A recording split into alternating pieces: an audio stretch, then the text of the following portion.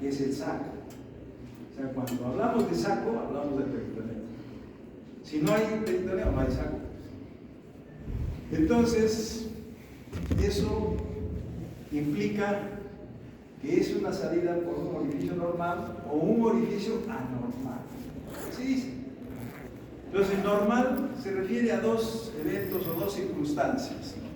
Cuando esta producción, este recorrido, esta salida es por el recorrido por un trayecto normal que se llama herniógeno, ¿cierto? Es una causa. Hablamos de las hernias inguinales. Pero también puede salir por otros trayectos donde no son trayectos normales, sino anormales, ¿no? Que normalmente no se llaman herniógenos. Ya ustedes tienen dos ejemplos cuando hablan de otras hernias, de la línea blanca y las otras hernias que salen por la epigástrica, ¿no? Que no es una sola. Y la tercera circunstancia es esta, relacionada a un debilitamiento de la pared. A un debilitamiento patológico, dice, porque dentro de esta causa patológica vamos a ver, hay pues las que son, digamos, dependientes de problemas congénitos y las que son dependientes o secundarias a una operación o las que son traumáticas también. Entonces, cuando habla de eso, estamos refiriéndonos a esto, a las operaciones, ¿ya? Entonces, por eso está incluida dentro de eso.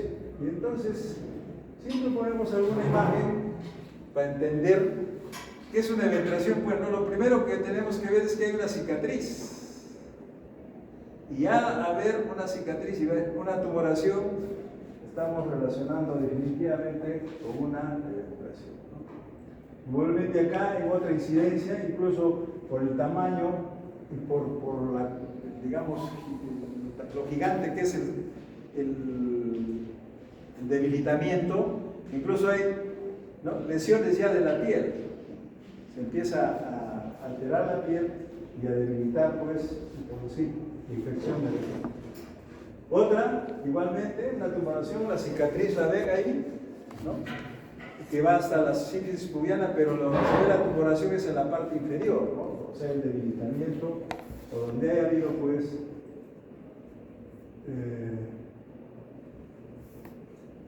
la dehiscencia, como vamos a ver más adelante, de la sutura puede ser, ¿no?, y que ocasiona eso.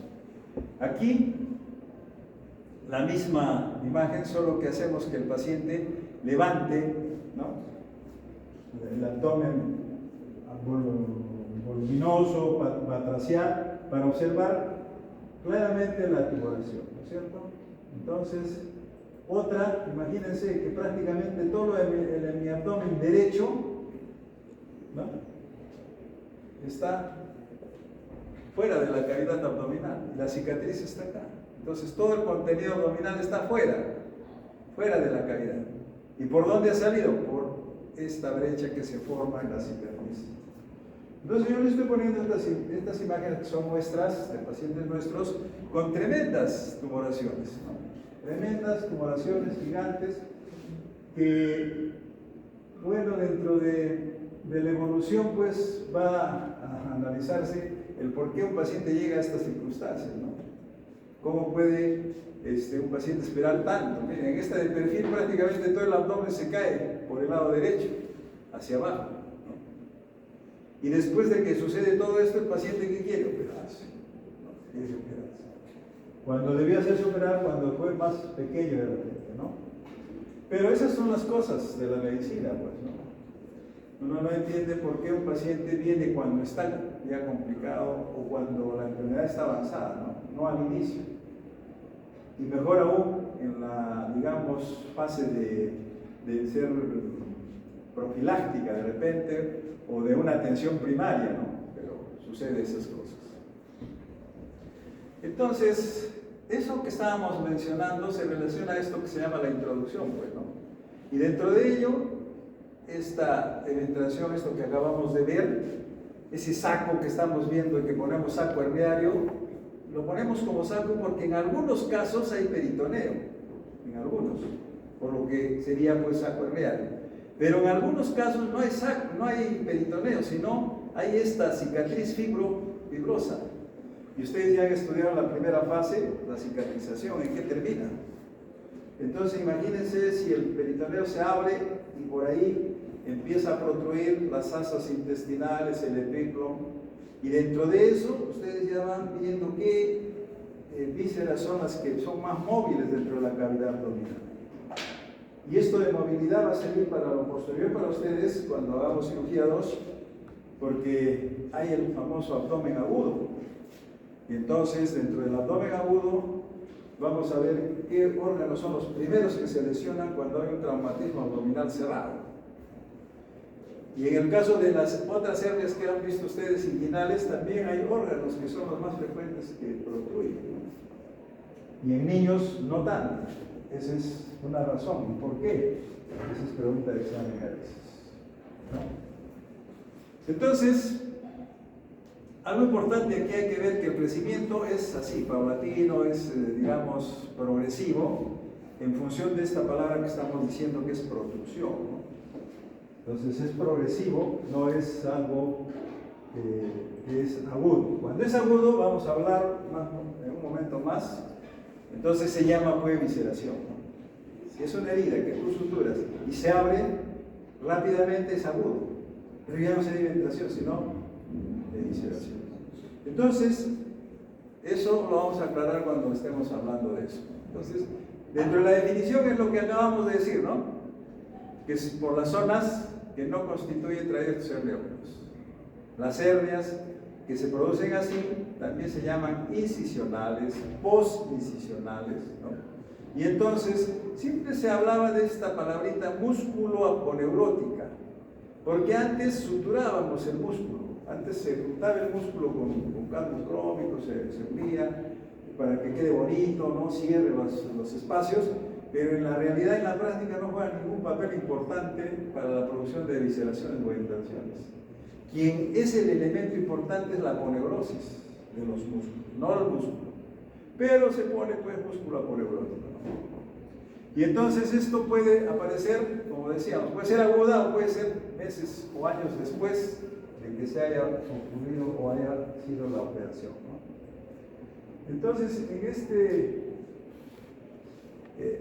esta imagen de un paciente, lo que estamos viendo rápidamente es que todo el abdomen prácticamente, se dan cuenta, ¿no? Hasta acá viene un borde lateral y hasta acá viene el otro borde. Todo esto es la derecha, ahí no hay aponeurosis. Tampoco puede haber un peritoneo porque esté presente en esto. Entonces, las vísceras van a estar protruyendo por esta cicatriz, que es lo que dicen fibroaponeurótica, ¿no? O fibromúsculo aponeurótico, pero no hay músculo, pues. Más es fibroaponeurótica. Pero más que aponeurótica, ¿qué es? Es la piel. O sea, la víscera está pegada a la piel. Entonces, si uno quiere entrar a operar por acá y abre esta cicatriz, lo más probable es que te encuentres con una víscera, un órgano. Que puede ser de suerte, sería fibro. De mala suerte, intestino. Y de mala suerte, colon, ¿no? Entonces, esta es una imagen para que se den cuenta. ¿Y acá qué ha habido? Ya rápidamente uno que tiene que ir viendo, observando. Es lo que siempre le decía a los grupos que han hecho prácticas conmigo, ¿no? Hay que observar muy detenidamente y aprender a observar. ¿Qué se observa acá? Que esto no es una cicatriz normal. Y más, ¿qué parte? La superior, no la inferior, porque si quiere esta parece normal, más o menos, ¿no? Esta no. Esta acá hay un tejido donde ha rellenado toda esta parte y parece que es una cicatrización, como ustedes han estudiado en la primera fase, por segunda intención. Entonces, lo más probable es que hay asas intestinales. E incluso por acá en este paciente, ¿qué miramos? Las reptaciones o el peristaltismo de las intestinales. Entonces, este es un ejemplo típico de lo que es la definición de lo que es una evisceración. Y entonces, en la siguiente paciente que hemos tenido también. Pero acá van a ver una situación que hace y que interviene también en la definición. Vamos a ver cómo podemos reducir esto, ¿no? Entonces, eso es para que tengan una imagen más o menos del tamaño de la articulación, ¿no?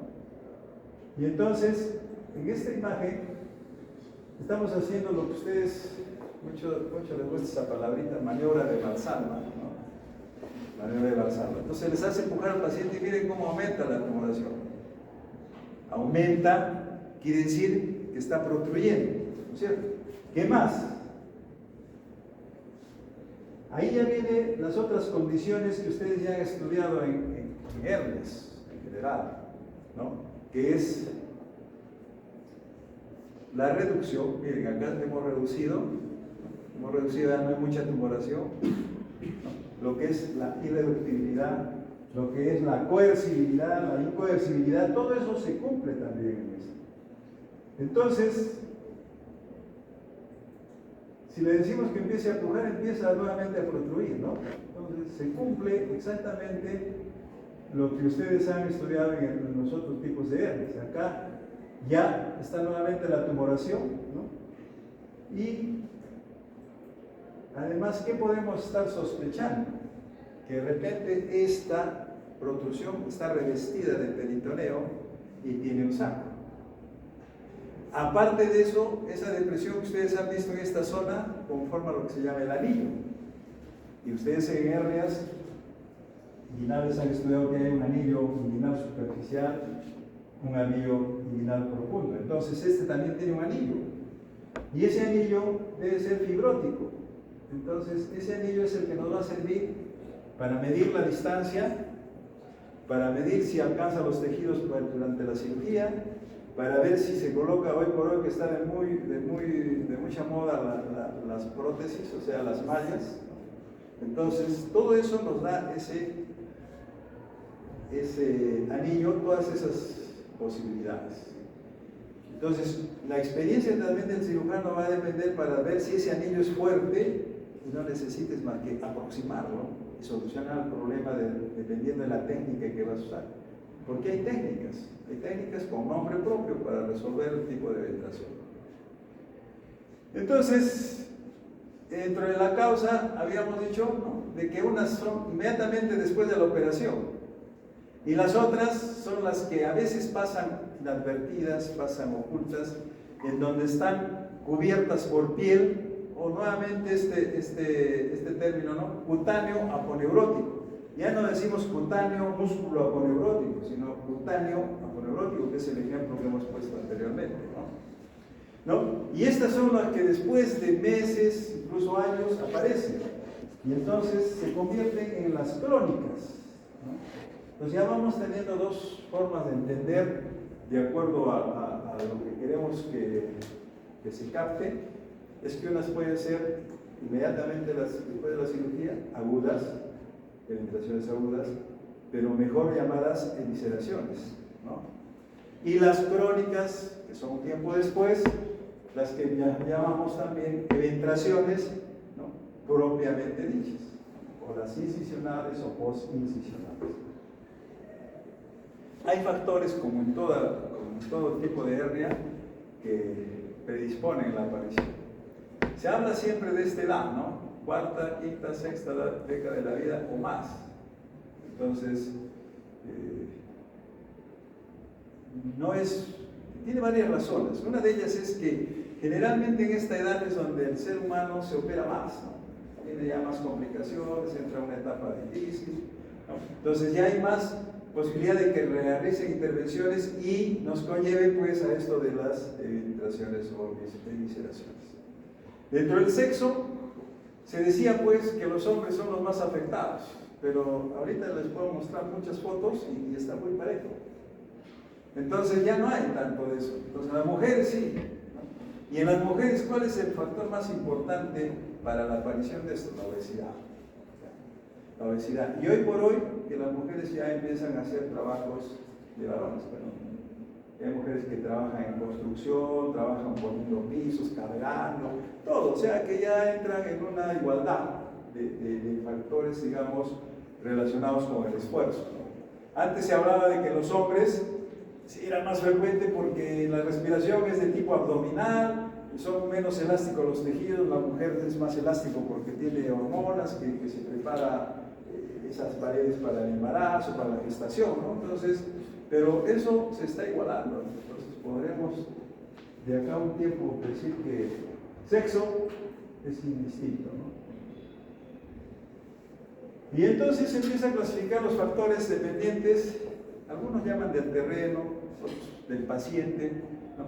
Entonces el terreno, más o menos la idea del autor, lo que quiso decir es que cuando un terreno está bien preparado para cultivar algo, da frutos, ¿no?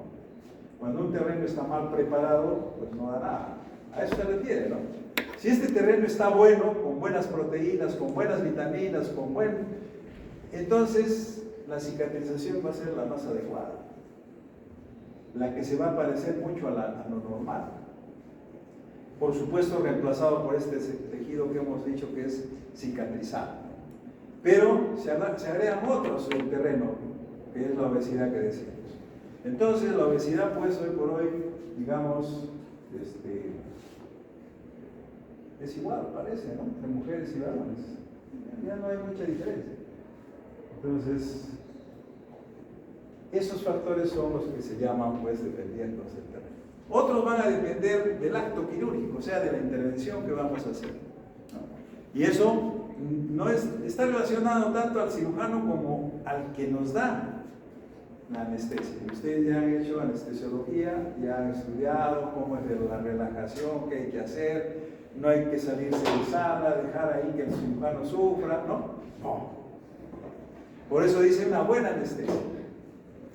Y cuando se habla de buena anestesia, nos estamos refiriendo a que el cirujano en ningún momento tenga la opción de que el paciente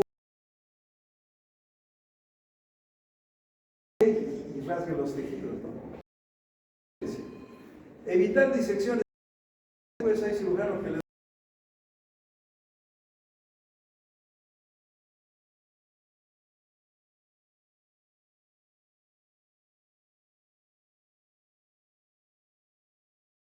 sangrar, ¿no? Empiezan a interrumpir, ¿no?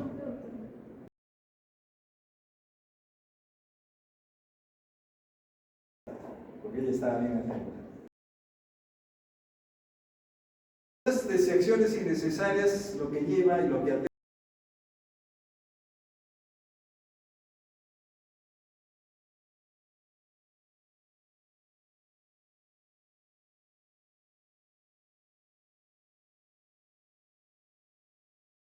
Contaminadas, no contaminadas. Eso es, ¿no? Y la otra cosa es, bueno, y cuando vamos a elegir bien, es de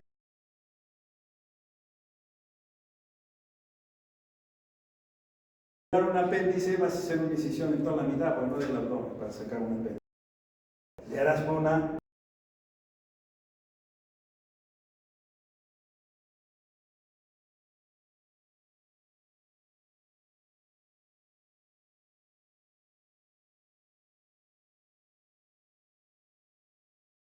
Esas incisiones son anatómicas.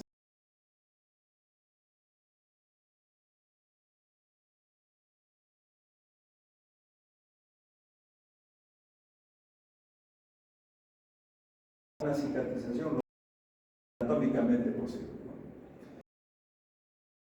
¿no? Que las oblicuas son mejores verticales. Entonces, antes había un término que decíamos, que se conocía mucho y en los libros aparece: grandes incisiones, grandes cirujanos. Lógico, si tú haces una incisión del apendicifoides hasta el pubis, tienes toda la cavidad abierta, pues, y puedes sacar ¿qué? El intestino, el colon, el vaso, cualquier órgano puedes sacar, porque es una gran incisión. Pero ¿cuál es el riesgo? Esto, ¿no? Entonces, pero depende mucho, pues, de esto que decíamos el cirujano, ¿no? El material. Un poco que suena, ¿no? Usar buen material. ¿Quién usaría mal material? ¿No? Es como si vas a construir tu casa, compres, te digan, aquí entran 20 bolsas de cemento, dices, no, mucho, 10 o más. Entonces, alteras. Entonces, pero se pone, bueno, buen material, sí, pues. Ningún cirujano creo que entre con mal material o pasado, o vencimiento, fecha de vencimiento ya digamos, alterada. Y entonces, No, pues, cierre correcto. Muchos pacientes dicen, me han cosido con un costal de papas. Y cierto, pues metes la paurra y cierra, todo cierra, ¿no? Si uno empieza a coser, cierra, no más todo. Pero, como ven, lo que queremos es que sea lo más anatómicamente posible, lo más fisiológicamente posible. Factores del postoperatorio. A veces la cirugía está muy bonita, muy, digamos, ceñida a la técnica. Sin embargo, el postoperatorio no lo lleva el cirujano que hizo esa técnica muy elegante, sino quien la lleva es pues, el interno, como van a hacer ustedes dentro de poco. Ustedes. ¿Qué van a hacer? Van a mover drenes, van a curar y van a contaminar la herida, la van a infectar y van a hacer todas esas cosas. Entonces, no. Entonces, a eso se refiere, factores. Entonces, el ilio mecánico es una patología que la vamos a ver en cirugía 2, porque hay dos tipos de ilio, que es una causa. El abdomen se distiende, no circula, el levantamiento, ¿no? Hay el levantamiento temprano y el precoz. Entonces, esto hay que tener en cuenta siempre en el momento de la evolución del postoperatorio. Esto que lo hemos puesto con un colorcito diferente es lo mismo, solo que el autor acá, el otro autor de los que les hemos recomendado, los divide en sistémicos, locales y técnicos, que es lo mismo, ¿no? Podría ser del terreno, del cirujano y el postoperatorio, es lo mismo. Pero lo hemos puesto ahí porque ahí aparecen algunas cosas que son importantes, que completan el otro concepto o lo que hemos mencionado. Y es que aquí aparecen algunas cosas, ¿no? Como insuficiencia renal crónica, cirrosis, ascitis, enfermedad, digamos, pulmonar crónica, cirugías urgentes, ¿no? Con problemas sépticos. Y entonces todos estos nuevos, digamos, no nuevos, sino enfermedades o patologías las enumeran con más, digamos, facilidad de recordar, ¿no? Entonces, por ejemplo, los fumadores, hay una hipoxia tisular.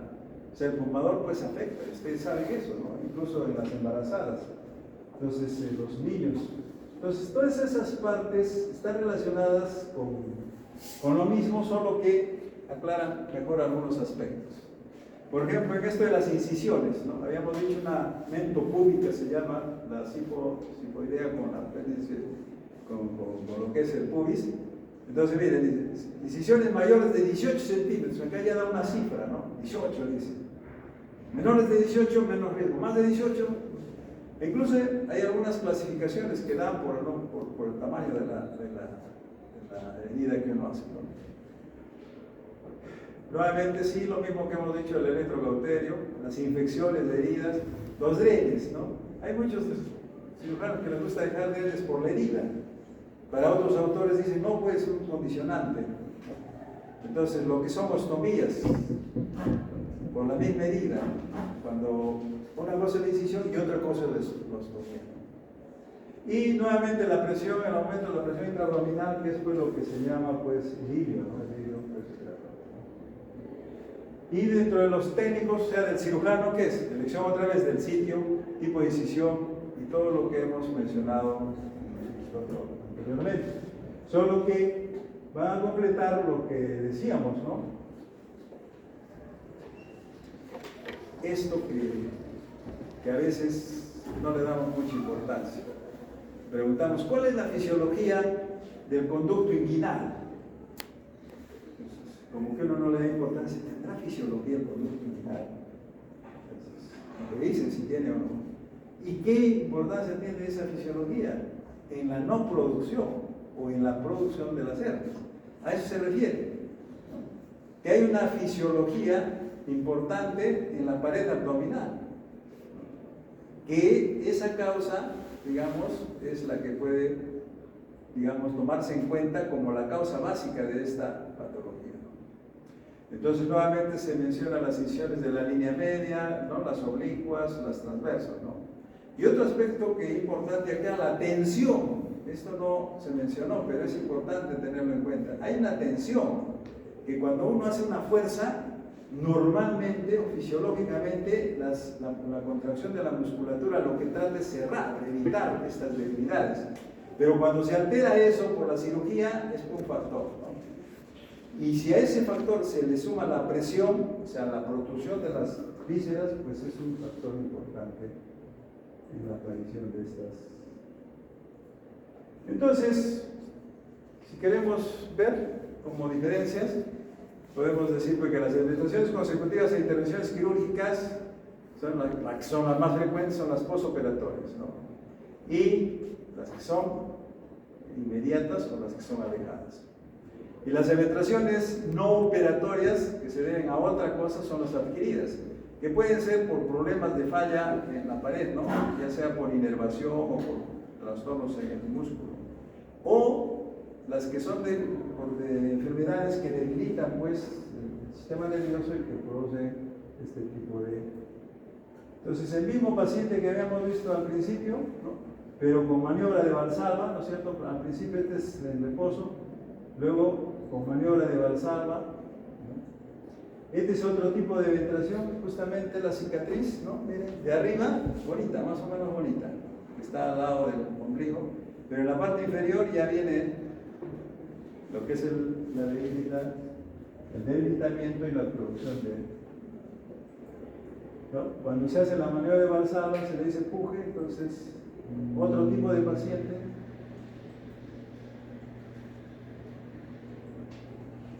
y vienen las que son penetraciones traumáticas. O sea, acá no hay cicatriz externa, sino lo que hay acá es un traumatismo que se produce en cualquier sitio de la pared y que lo que va a hacer es lo que ustedes definían herida como la solución de continuidad, pero no en la piel, sino ¿dónde? En la aponeurosis del músculo. Y este debilitamiento, ¿qué produce después? O esta, digamos, solución de continuidad, cicatriz. Y a la cicatriz hemos dicho que es fibrótica, no tiene la misma resistencia. Entonces con el tiempo puede aumentar la presión a ese nivel e instalarse una eventración. ¿Pero de qué tipo? Ya no es posoperatoria, sino ya tiene un nombre específico que es eventración traumática. Acá hay una foto un poco más cercana del mismo paciente donde se ve que al inicio sí hubo herida, pero no herida, sino un tipo de herida que es el que se produce, por eso han estudiado ustedes tipos de herida, una que se llama escoriación, ¿no? Entonces, pero por dentro ya hubo solución de continuidad y es la causa de lo que produjo este tipo de eventración traumática, ¿no? En esta maniobra lo que se trata de buscar es el debilitamiento, ¿no? De la zona. Lo que se trata de ver es el anillo, para ver cuánto mide el anillo, qué características tiene para planear el tipo de cirugía que uno va a hacer, ¿no? Entonces, las que obedecen a este traumatismo son coadquiridas también, ¿no? Pero en estos casos puede haber estas dos cosas, que altere o que haya comprometido el peritoneo o que no haya comprometido. Si no ha comprometido, tiene saco. Entonces, dentro de las no operatorias, exceptuando las traumáticas, esta es la característica común. Que en sí, las que no son traumáticas, la debilidad de toda la pared por trastorno nervioso o muscular es pues total, ¿no? Entonces la pared abdominal estará adelgazada, el paciente empujará y por todo lado va a aparecer la protrusión, pero no un anillo como en el caso de las eventraciones postoperatorias. Acá veo un paciente varón, ¿no? Relativamente joven, pesa 145 kilos y miren toda su tumoración abdominal, ¿no? Que cuando se le decía, ¿y por qué no te operas? Porque trabajo mucho, tengo mucha, ¿no? Miren, se levanta toda la tumoración. Entonces acá se cumple dos cosas que ustedes ya han revisado en hernias, ¿no es cierto? Que viene a ser la reductibilidad y la irreductibilidad. Y dentro de las irreductibles ya saben qué complicaciones puede haber. Esas mismas también hay en eventraciones, las mismas complicaciones puede haber. Aquí para que vean cómo es un ejemplo de lo que se puso hematomas, ¿no es cierto? Si una herida operatoria, grande por supuesto, no se hace una buena hemostasis, se forma un hematoma. Y ven cómo la piel se ha infiltrado de sangre y de ese color violáceo que es característico de que hay un hematoma. Entonces abres tú y sacas coágulos y todo. Pero si lo has hecho rápidamente, la posibilidad de que haya penetración es que haya salvado al paciente, ¿no? Y la otra es que se haya entrado en un momento en donde ya se haya roto 1, 2 o 3 puntos, lo cual ya produce una dehiscencia parcial de la herida y por donde puede protruir y salir pues las vísceras a ese nivel. Aquí para que se den cuenta cómo hay una hernia bilateral, casi igual, le dice esto al paciente que haga la maniobra de Valsalva, que puje, y acá se inflan como dos globos en esa zona. Pero ¿por qué este paciente lo tuvimos? Porque una de estas dos hernias se complicó, pues. Empezó a doler, no reducía, y uno puede, digamos, deducir cuál es, ¿no? Acá se puede deducir cuál es la complicada, ¿no? ¿Se puede decir, no? ¿La derecha o la izquierda? Mire, la derecha está así, y la izquierda está llegando casi al escroto. Entonces, ¿puede uno sospechar? Claro que sí, puede sospechar clínicamente, en base a la inspección, ¿no es cierto? Bien, y entonces, ya pues, después de haber hablado de penetraciones, hacemos un recuerdo de lo que son evisceraciones, ¿no? Entonces, normalmente, a veces uno no ha leído en un libro o en un diccionario médico que había antes, no sé cuántos tienen el diccionario médico de acá, ustedes, levanten la mano, ya no tienen diccionario médico. En otras promociones de hace unos 15, 20 años atrás, todos tenían diccionario médico, porque no había internet, no había eso. Hoy día pueden ustedes consultar ya para qué necesitan diccionario. Pero entonces, hemos escuchado varias veces evisceración. ¿Cualquiera puede decir evisceración? Está relacionado con las vísceras, ¿no? Entonces, hablamos este término cuando vemos la víscera, ¿cierto? La tenemos que ver, que esté fuera.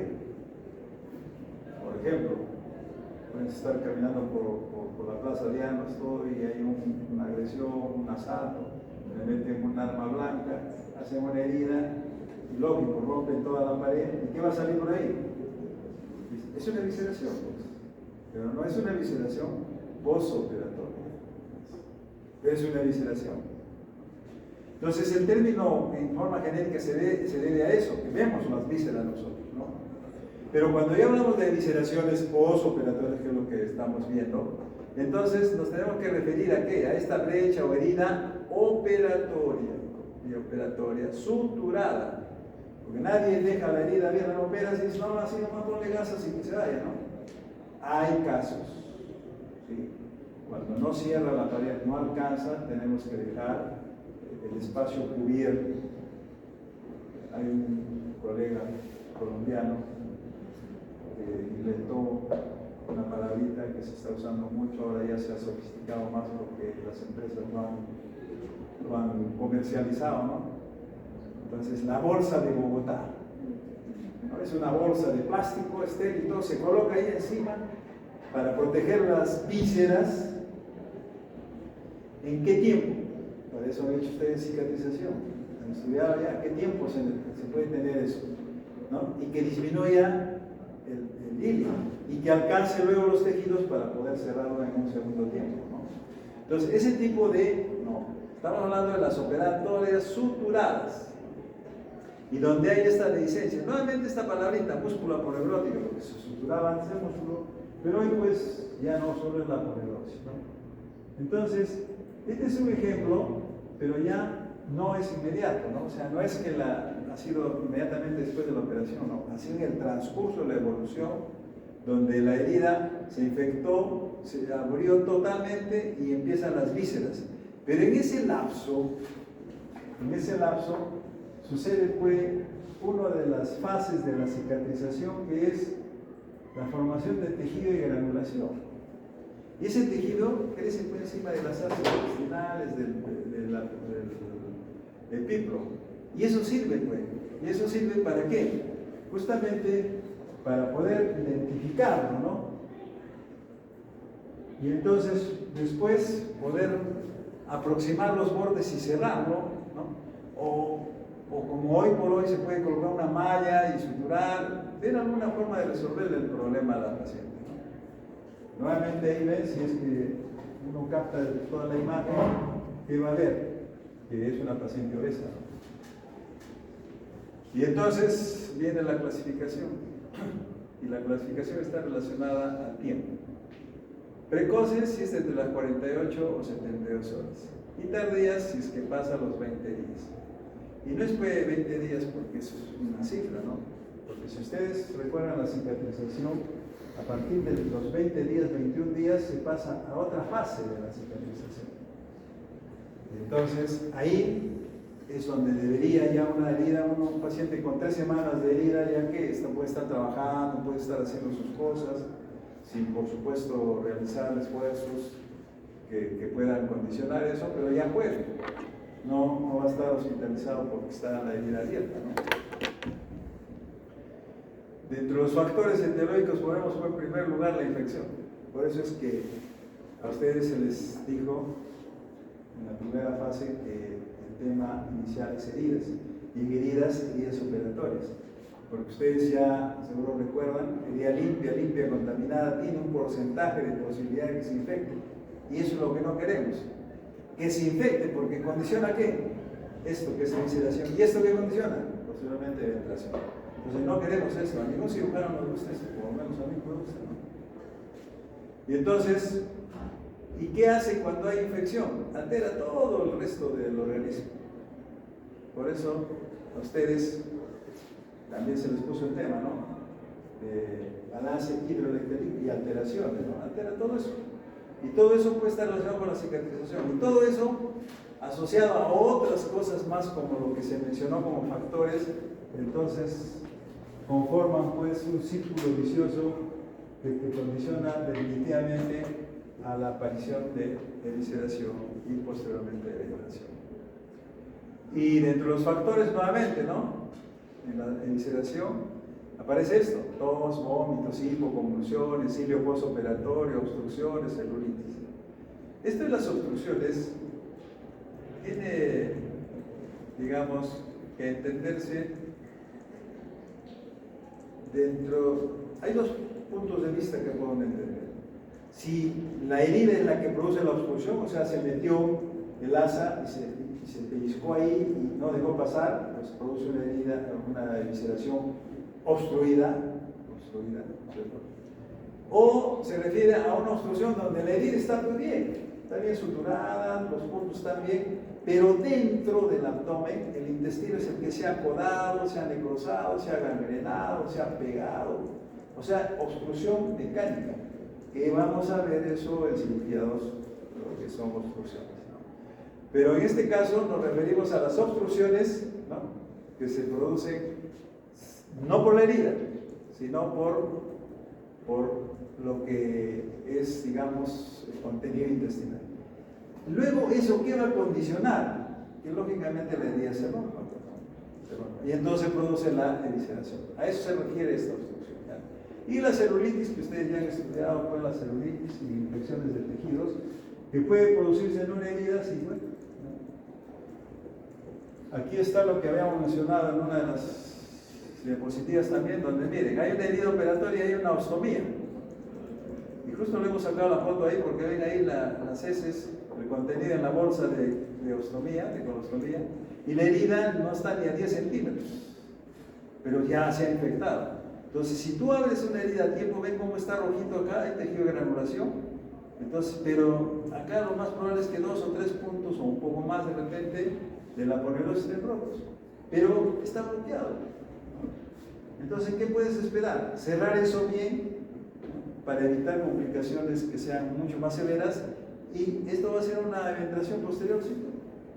Podrás operar de repente el día que cierres esto, podrías operar esto también si es que hace ventilación, ¿sí? Si es que hace una ventilación recién, en poco tiempo, ¿no? Si no, tendría que ser en un momento diferente. Y el diagnóstico es pues observación también. Entonces un paciente con 3 o 4 días de postoperatorio, generalmente que esté yendo por buen camino, la herida, incluso algunos, ustedes van a hacer eso con toda seguridad, dicen, no importa los apósitos, nada, al día siguiente puede estar la herida expuesta. Y eso hacen ustedes, no ustedes, sus compañeros, cuando van, le sacan la gasita y le botan, la dejan la herida ahí, ni en 24 horas, porque se operó el día de ayer en la tarde y hoy día en la mañana ya le sacaron todo. Ya, ¿qué pasó? Ya cicatrizó. O sea, quiere decir que no leyeron las fases de la cicatrización. Entonces, uno mismo se pondrá a pensar, pues, en menos de 24 horas ya va a pegar, no se meterá a gérmenes, se va a infectar algo. Entonces, ¿pero qué se ve esto? Un líquido cero hemático, le llaman asalmonado o como lavado de carne, y aparece en las. Acá tenemos que ver una foto, ¿no? Aparece ese líquido, ¿ya? La herida está ahí, aparece este líquido asalmonado. Entonces, es un dato, que es lo que hemos visto, ¿no? Que nos orienta a que esté viscerándose. No muy bruscamente, ¿no? Porque si no sería muy brutal. Todas las vísceras saldrían. Es progresivo. Entonces ahí tienes dos opciones dependiendo del paciente. Si es que es un paciente anciano y todo lo demás, déjalo ahí. Ya después operarás la eventración. O si está comprometido el intestino, está produciéndose una obstrucción, producto de esto, entonces entra a operar, ¿no? Tienes dos opciones. Y entonces siempre hay formas, ¿no? Clínicas. O sea, formas son la manera como se presenta, con líquido cero sanguinolento, con obstrucción que acabamos de decir, ¿no? Con dehiscencia parcial, o sea, un pedazo nomás, una parte de la herida, o cuando toda la herida está pues infectada, supurada, con pus, con necrosis y todo lo demás. Otro paciente donde nuevamente se ve, ¿no? La cicatriz arriba, incluso ya le han sacado las grapas, ¿se dan cuenta? Le han sacado ya, pero en la parte inferior empezó a salir el líquido. Entonces no le vas a dar de alta, pues. Porque ya sabes que esto es un signo de que puede estar eviscerándose. Si tú le das de alta con esto, lo más probable es que el paciente en un hipo o en un esfuerzo se abre bruscamente y cuando viene con sus intestinos acá afuera. Esto es lo que ha pasado. Entonces uno tiene que evitar eso. Entonces lo tienes que seguir observando hasta que sea el momento adecuado de poder darle. Bueno, son las imágenes anteriores, ¿no? Y estas son las cosas que no se ve con frecuencia, pero se ve a veces en pacientes desnutridos, con poco tejido, digamos, con pocas proteínas. Entonces se ve dehiscencia total de toda la herida. Lo has operado, algunos casos hemos visto a las 6-8 horas. O al día siguiente. Se sale todo, tú ves ahí, ya hay que hacer, hay que tirar los sábados. Y otra es esta, la infección con evisceración. Son circunstancias que se producen y que se pueden observar. Es el mismo paciente, ¿no?, que vimos con su bolsa de colostomía acá, pero la idea era demostrarles cómo el tejido de la anulación y cómo hay debilitamiento en la zona, no. Pero está bloqueado, ¿no? Está bloqueado, ya no necesita intervención. Y el tratamiento, como en todo, siempre es antes de la operación, ¿no? El tratamiento médico también se puede hacer en los casos en donde no decidas operarlo por los riesgos que hay, ¿no? Y el tratamiento quirúrgico, que implica pues una exploración completa, si es que hay abscesos en la tomografía o algo. Si no, a muchos les gusta entrar y sacar las asas, todo, y terminan reoperándose el paciente 3-4 veces. Y la idea no es esa. Si solo es la herida y no está, ahí nomás, Entonces, eso depende mucho de la experiencia del cirujano. Porque si una herida operatoria está infectada y tú entras a lavar y todo lo demás, por más que laves, hay el riesgo de que por un absceso intraabdominal lo tengas que reoperar otra vez. Y lo que menos queremos es reoperar a los pacientes, ¿no? Porque la reoperación es un índice digamos, es un índice que se mide la calidad del servicio donde está. Entre menos reoperaciones tengas, eres un servicio muy capacitado. Más reoperaciones tienes, algo está pasando. ¿Por qué se reoperan tanto los pacientes? Entonces es importante eso. Muy bien, eso es todo lo que les queríamos traer. El resto de las diapositivas son para los que nunca vieron hernias. Hay un montón de fotos les hemos puesto de pacientes que tienen hernias de todo tipo. Incluso cómo se ve por vía laparoscópica por dentro, ¿no? Acá se ve cómo se ve, ¿no? El orificio inguinal profundo, porque lo conozcan.